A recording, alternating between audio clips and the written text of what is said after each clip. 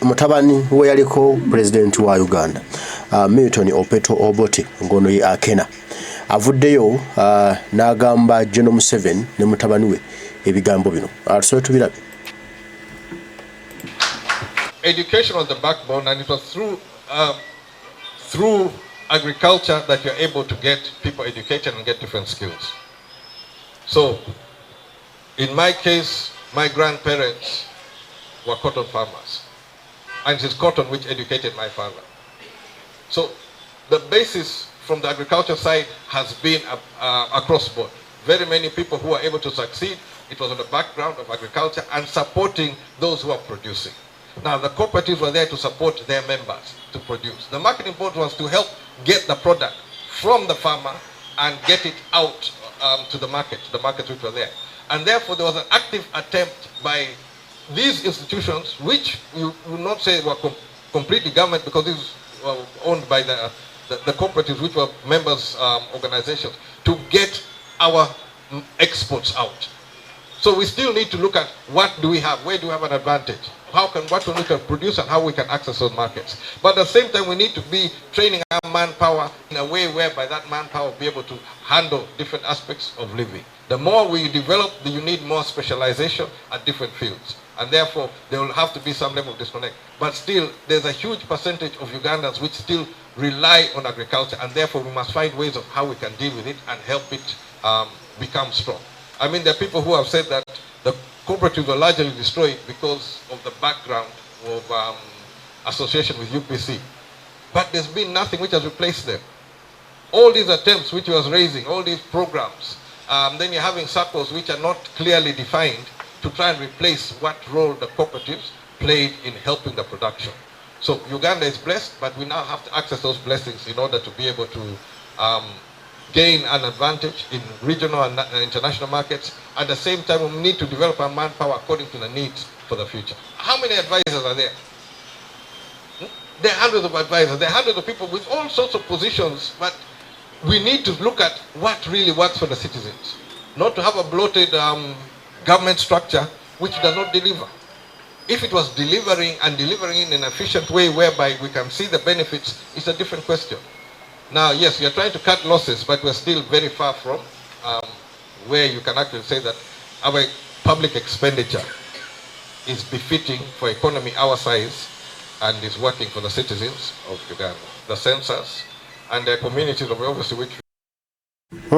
Nozomulira akuba ku mutwe kitawe beyaleka akoze General Museveni tano yali mubitinzeeko age emundageyo General Museveni kye yakoze ekibitinga kitange bye yakola okitegede kitange yaleka ataddewo cooperatives abantu mwe bayagatiranga ne bafuna omudidi ne batunda emwanyi zaabwe ne batunda pamba ne batunda taaba ne batunda ebijanjalo ne batunda kyekirala kyemwatundanga amatooke mwe bayagatiranga ne bafuna obutale mangu Obote Obote yateekateeka enkola eyo nga weeri ne gavumenti ezaddako General Museveni bwe yajja kunamati bannayuganda bagaggawalira mu nkola eyo n'abisaanyaawo kubanga yaga kufuga bantu baavu balunkupe lukyolo nga musabiriza ye omwana agambye nti mwe mundageyo ekikulaakulanya abantu okusinga cooperatives ezo General Museveni kye yazzaawo nga kirabikako era nga abantu bakulaakulanya aganya bo tekiriiwo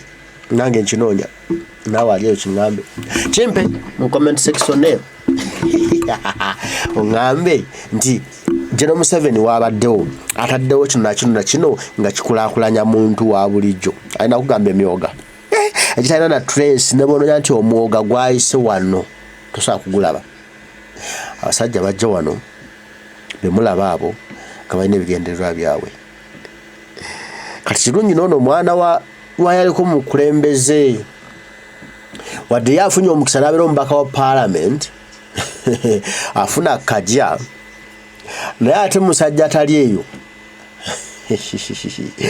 bujja kutuuka bamubuuze nti taatawo ki kye yakolera eggwanga Uganda nga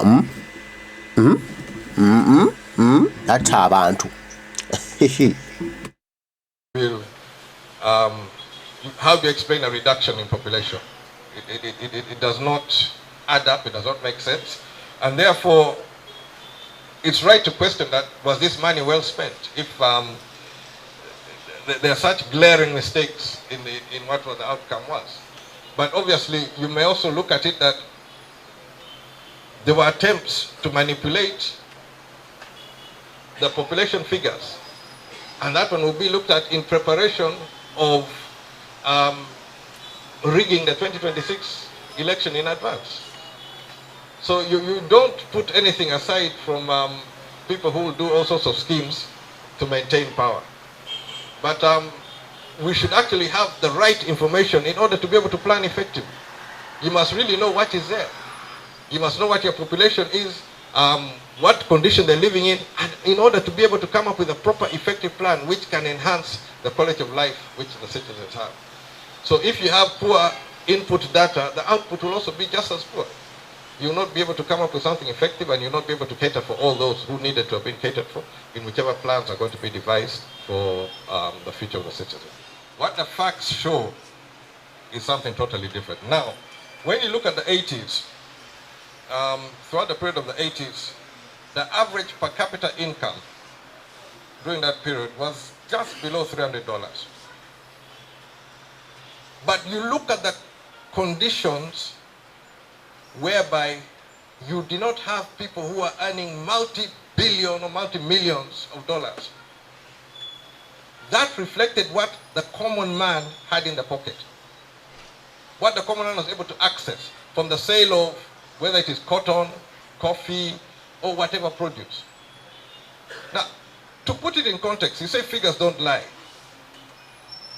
Many of us here are parents. How much does it cost to educate a child today?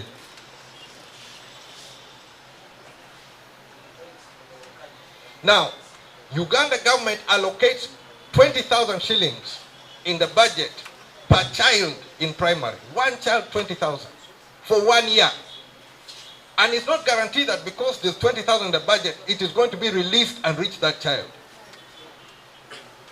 If you're saying we have these multi-billions, but the child of Uganda, the future of Uganda, you only allocate 20,000 out of those billions, who are you working for?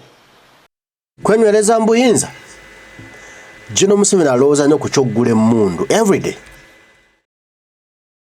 Jeno Jowe Kaguta Museveni gwe mulaba oyo alowooza nnyo ku kyoggula emmundu n'abasirikale okubawa emmundu n'ebyambalo. Awo ye walowooza era bw'obuuza nti whom do you working for? Akolera magi.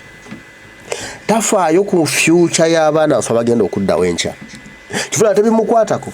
Omwana asoma mu primary bamuterawo sente bwe buti bwalujululu. Bwalujululu bwe buti busomesa omwana oyo nate nga ye future ye Uganda y'enkya.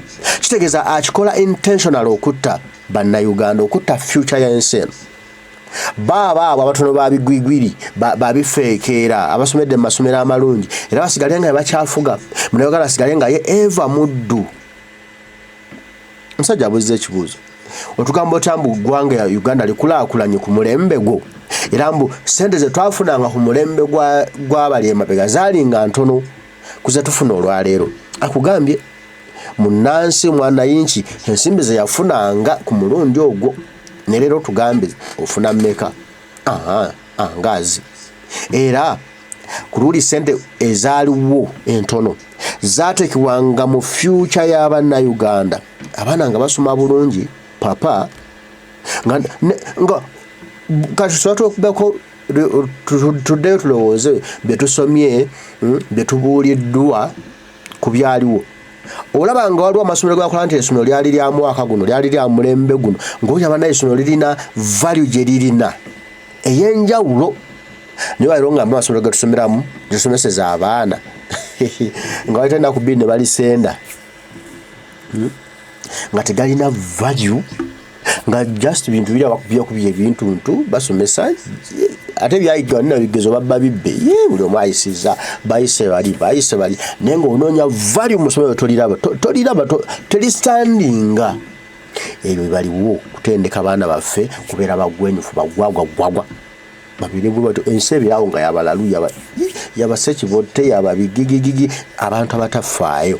bebatwagala twagala abantu ba reasoning nga tebagala basomesa abaana mu nsomesa gyalina okusomamu baagala bibeerawo ng'enjala ebiruma bitaata bimaama bibeere bisa kibogodo kati muzadde gwe fa ku mwana wo muzadde gwe lwanirira omwana wo lwanirira n'abazzukulu bo balibeera mu nsi ki gwe nga tulwanye olaba noono abirabye munnaabwe bwe balinnya mukamu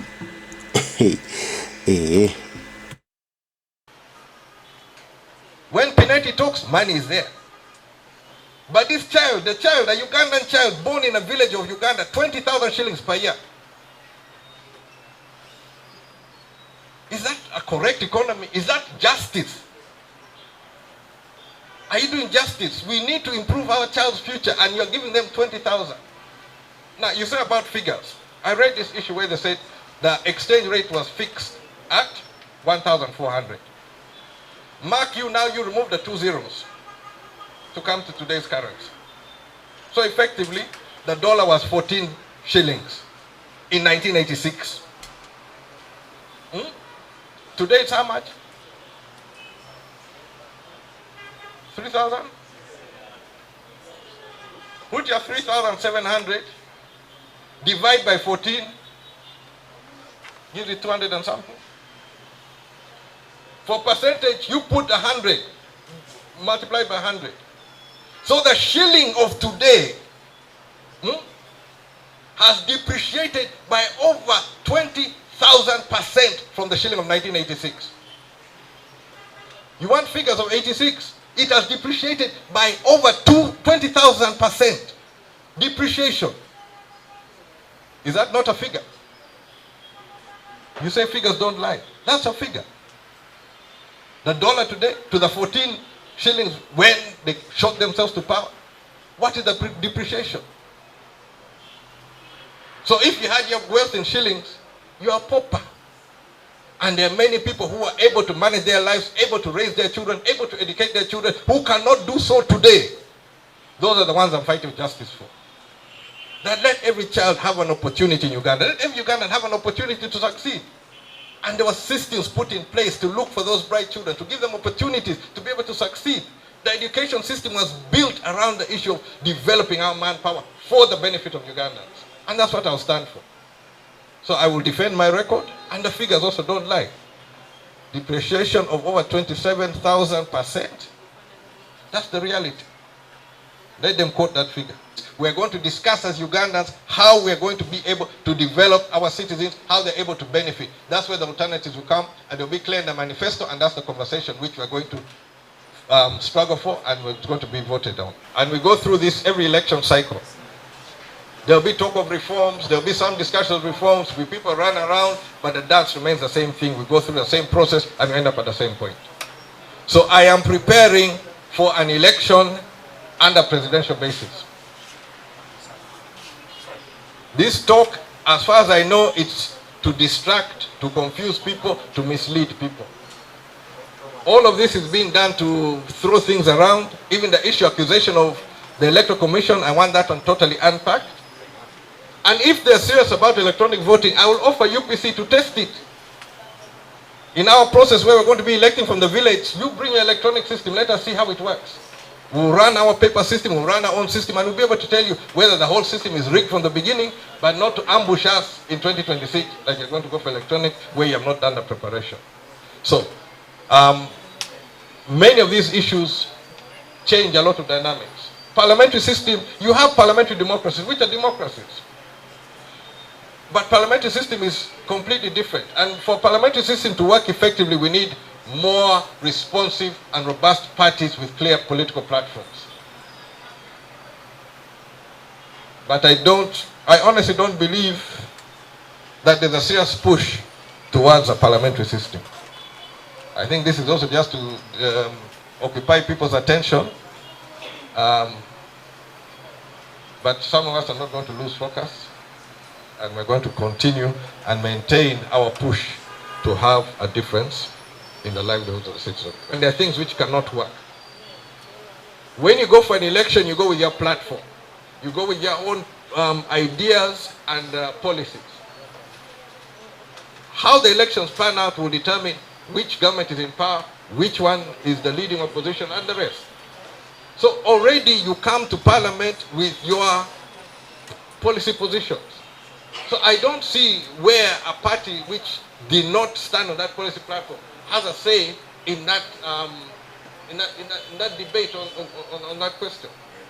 Let's leave it to the parties. We sort ourselves out. When the elections are finished, we'll deal with it at that stage. Educate their children. They're losing everything in that process. But the system does not treasure the citizens of Uganda. The economy of Uganda was supposed to benefit the citizens of Uganda, not the citizens to benefit the economy. These days people talk about money, money, money, but where's the money coming? Is it working for the citizens?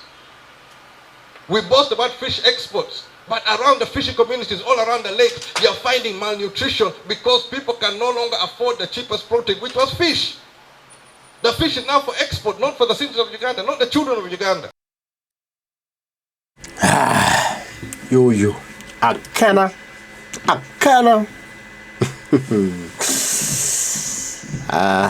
Ajabudde mukama we empi ku mataba naye. Ensonga zayogerako ntuufu kyekikulu. Era ensonga laki mubikoze. Omanye nti abantu bamanyi ebituufu ebigenda mu maaso. Tulina kwongera bwongezi kuba assertive. Tulina kwongera bwongezi kubyongerayo. Ensi emanye buli omu amanye nti ekituufu bakimanyi.